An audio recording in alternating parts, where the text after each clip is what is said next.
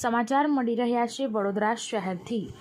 વડોદરાના ગોરવા ખાતે આવેલા ગુજરાત હાઉસિંગ બોર્ડના રહીશોને વડોદરા મહાનગરપાલિકાના નિર્ભયતા શાખા દ્વારા નોટિસ ફટકારતા વડોદરા મહાનગરપાલિકાની વડી કચેરી ખાતે આવી આવેદનપત્ર આપી રજૂઆત કરવામાં આવી હતી।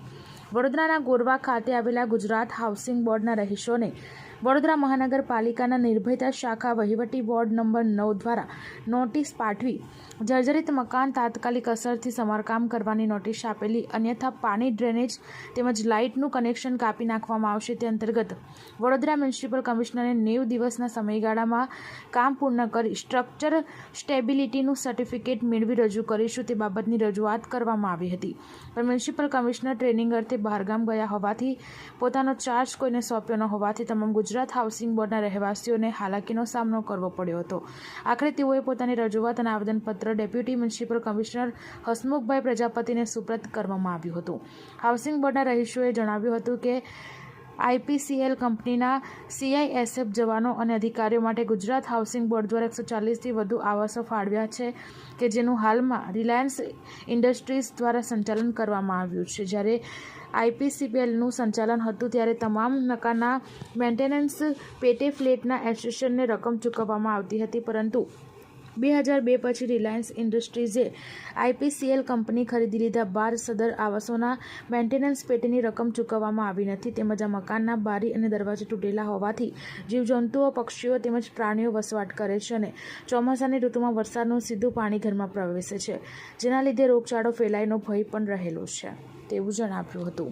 મહાનગરપાલિકાના પશ્ચિમ વિસ્તારથી ગોરવા હાઉસિંગ બોર્ડના MIG 300+196 એટલે 300+96 એટલે 396 અને લક્ષ્મીનગર તરફથી આજે અમે લોકો કમિશનર સાહેબને આવેદનપત્ર આપવા માટે આવ્યા હતા। અમારું મુખ્ય બે જ માંગ છે કે ખૂબ ટૂંકી નોટિસની અંદર એ લોકો લાઇટ, પાણી, ડ્રેનેજના કનેક્શન કાપવાની વાત કરી હતી, એની સામે અમે એમ કીધું છે કે અમને 90 દિવસનો સમયગાળો આપે, અમે સમારકામ કરાવી લઈશું।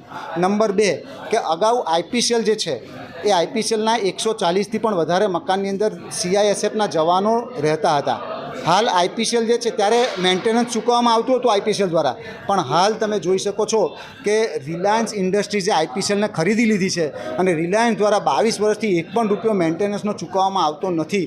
એના કારણે આજે ગરીબ અને મધ્યમ વર્ગને શોષવાનું આવ્યું છે। મકાનો ખૂબ જર્જરિત થઈ ગયા છે, બારી દરવાજા નથી, અને એના કારણે આજે અમે આવેદનપત્ર આપી રજૂઆત કરી છે કે કમિશનર સાહેબ મધ્યસ્થી કરીને મેન્ટેનન્સ અપાવે।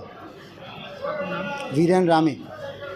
हम आप नवाई यार्ड से आए और मार्केट जा रहे थे, खंडेरा मार्केट।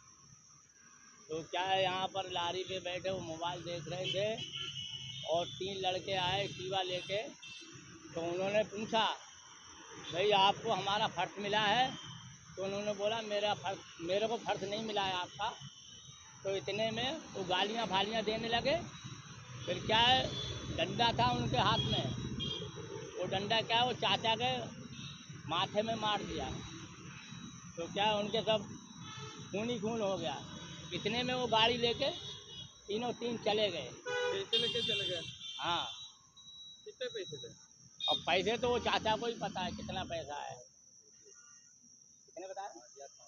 5,500 रुपये बता रहे हैं चाचा। ऐसा है। आपका नाम? जान आलम।